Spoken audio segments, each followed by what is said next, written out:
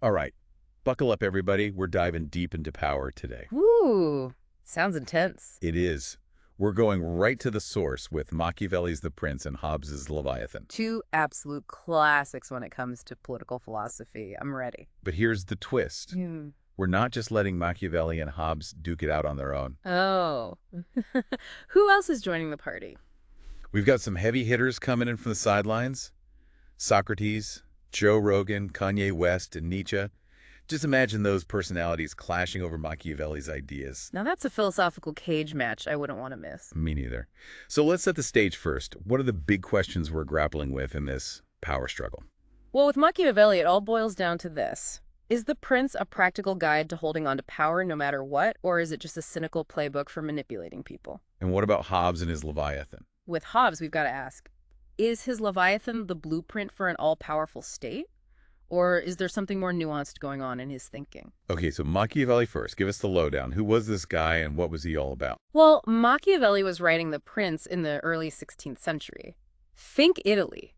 Think intense political turmoil. Like, how intense are we talking? City-states were constantly fighting for power. Rulers were getting overthrown left and right. Sometimes they were even assassinated. Sounds like a real-life Game of Thrones, but with fewer dragons. Exactly. And right in the thick of it, Machiavelli gets a front-row seat to the rise and fall of a very powerful figure, Cesare Borgia, the Duke Valentino. What made Borgia so fascinating to Machiavelli?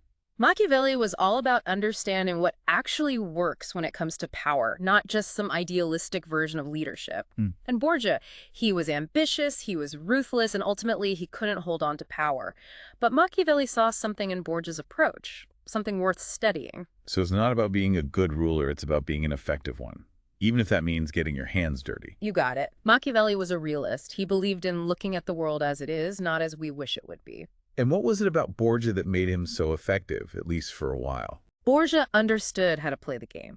He knew how to manipulate people's perceptions. And most importantly, he knew how to appear virtuous, even if it was all an act. So basically, fake it till you make it, but on a Machiavellian scale. You could say that. Machiavelli argued that in the cutthroat world of politics, a ruler can't afford to be held back by traditional morality. Sometimes you have to be willing to bend the rules, maybe even break them, to achieve your goals and keep things stable. I can already hear the controversy brewing around those ideas, and that's just the tip of the iceberg, right? Oh yeah, this is where it gets really interesting. Remember that brutal governor Borgia appointed, Messer Ramiro d'Orco? Refresh my memory. What was so brutal about him? D'Orco was notorious for his harsh punishments. I mean, really harsh. He basically scared the region he was governing into submission. But then, once things were under control, Borgia had d'Orco executed. Okay, that's cold. What was the point of that? And get this, Borgia had d'Orco's body publicly displayed as a warning. Talk about sending a message. It was a power move, pure and simple. Borgia got to distance himself from all the violence while still benefiting from the order that d'Orco had established. Machiavelli must have been horrified by that, right? You'd think so, wouldn't you? But nope. Machiavelli saw it as a brilliant political tactic. He argued that it showed Borgia understood this delicate balance, being feared but not hated. So walk that line between ruthless and just ruthless enough. Yikes. According to Machiavelli, it's better to be feared than loved as a ruler.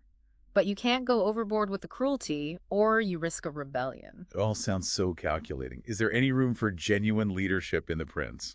That's the big debate about Machiavelli. Is he just advocating for pure power grabs, or is there a deeper philosophy at play? Is there some wisdom in his observations, even if his methods are questionable? These are the questions we're going to unpack. So let's bring in our philosophical dream team and see what they make of all this. First up, Socrates, the OG philosopher, the champion of virtue and justice. Can you imagine Socrates sitting here listening to us talk about strategic cruelty and manipulation? He'd have a field day, wouldn't he? Absolutely. Socrates lived to question everything, especially those in power. He'd be all over Machiavelli's ideas, wouldn't he? What is the true nature of virtue, he might ask? Is it just a tool to be used by those who want to control others? He'd be forcing us to define our terms, to really think about the ethical implications of what Machiavelli is proposing. I bet Joe Rogan would jump right into that debate, too. Oh, for sure. Rogan's all about self-reliance and facing the realities of power, especially in today's world. He might even see The Prince as a survival guide. It wouldn't surprise me. Rogan loves to explore those complex systems, how things really work, even if it's not always pretty. Right. He's not afraid of uncomfortable truths. He'd probably connect Machiavelli's ideas to evolutionary psychology and the primal drive for power. So from Rogan's perspective, maybe The Prince isn't so much a cynical handbook as it is a realistic assessment of how power dynamics play out. Exactly. It's not about endorsing ruthless behavior, but about understanding the forces at play and how to navigate them effectively. Which brings us to our next guest commentator, Kanye West, the self-proclaimed modern prince. Talk about embodying that Machiavellian ambition. Sure. Kanye's not afraid to shake things up, challenge the status quo, right? And he gets it when it comes to the power of image and perception. Just like Machiavelli's prince, think about Kanye's constant reinventions, his bold statements, the way he commands attention. Whether you agree with his views or not, he knows how to play the game. Absolutely. He's mastered that Machiavellian playbook in a lot of ways. But here's what I find interesting. Kanye also has this spiritual side. Does that clash with Machiavelli's more pragmatic approach to power? That's the question, isn't it? Maybe for Kanye, spirituality is another form of power, a way to connect with a higher purpose and inspire others. It would be fascinating to hear how he balances those two sides of himself. Yeah. The ruthless ambition and the search for meaning. Yeah, how does Kanye reconcile that with Machiavelli's emphasis on worldly power? Okay, last but not least, we've got Nietzsche, the philosopher of the will to power. Oh yeah, Nietzsche would have a lot to say about both Machiavelli and Hobbes. He wouldn't shy away from this conversation, that's for sure. Nietzsche believed that the will to power was this fundamental driving force in human nature, something that shapes everything we do, even the course of history. He sounds like he'd be right at home with Machiavelli's ideas, at least on some level. Oh, absolutely. Nietzsche admired those who could look beyond conventional morality and face the raw realities of power. So who would Nietzsche side with in this philosophical showdown? Machiavelli or Hobbes? That, my friend, is a question we'll explore as we delve deeper into their ideas. Buckle up. Okay, so we've explored Machiavelli's Italy. Now let's fast forward to 17th century England. Different time, different place.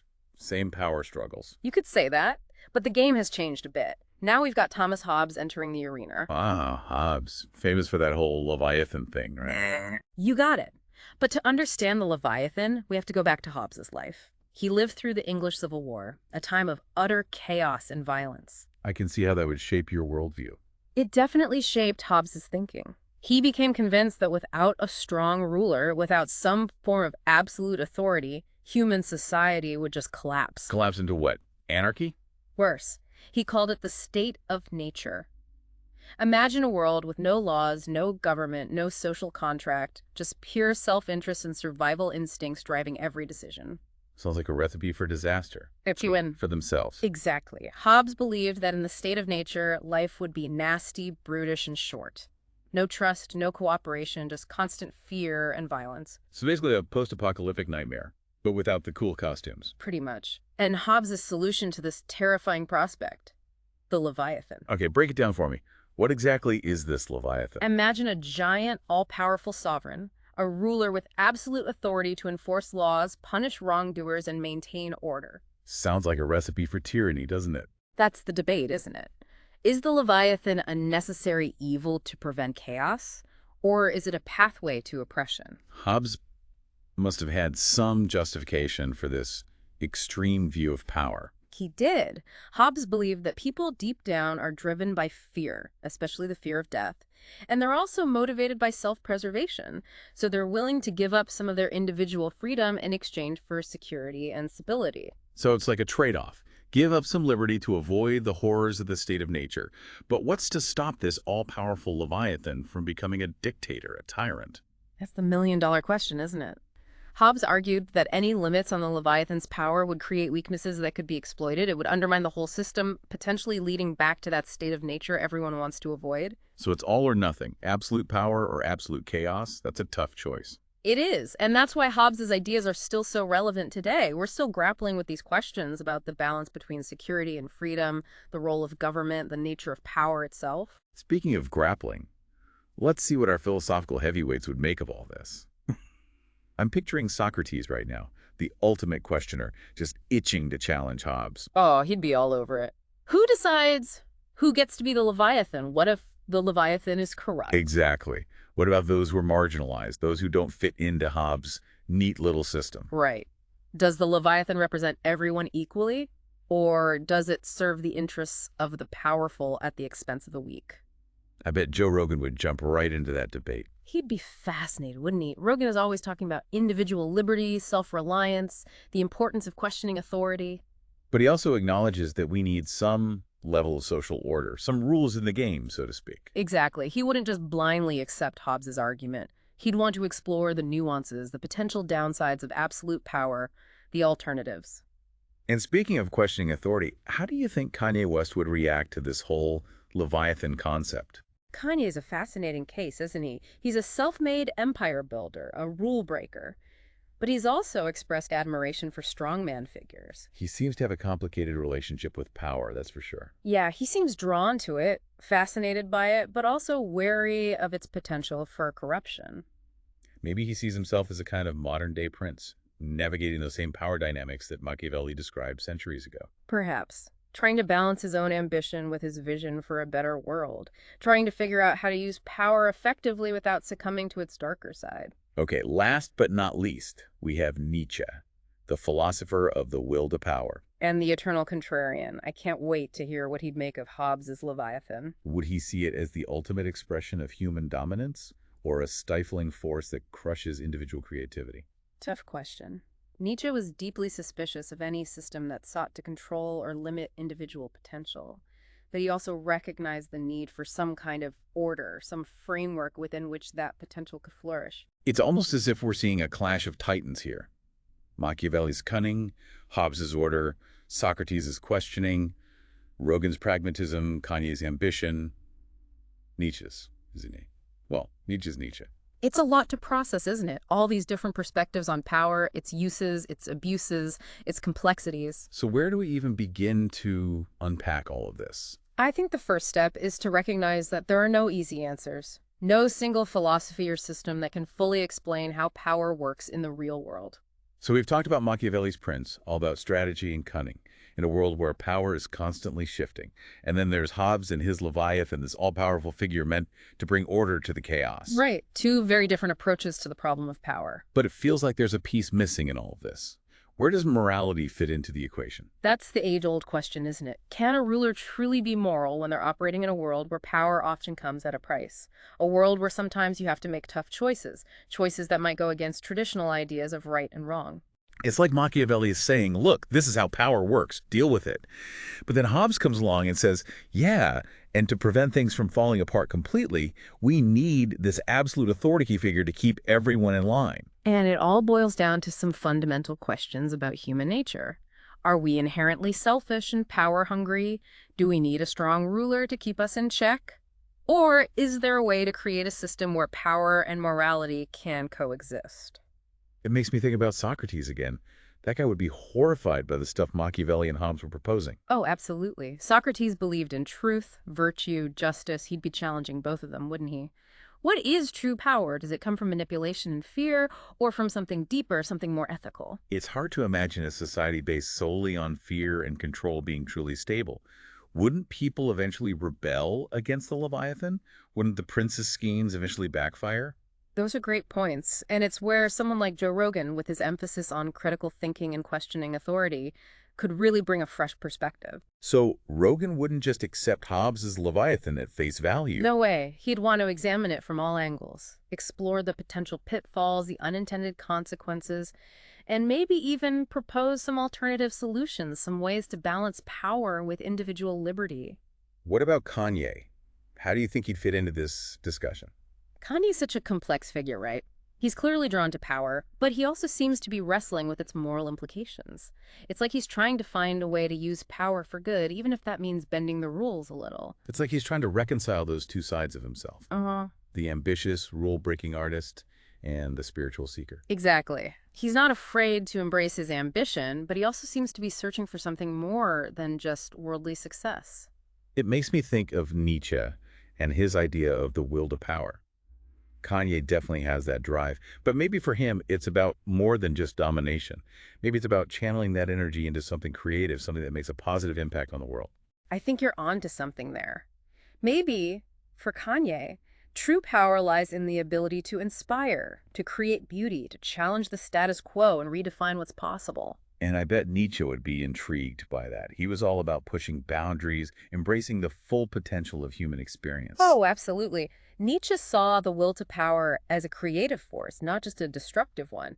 It's about overcoming obstacles, striving for greatness, expressing your individuality in bold and unexpected ways. Wow, it's amazing how this conversation has come full circle.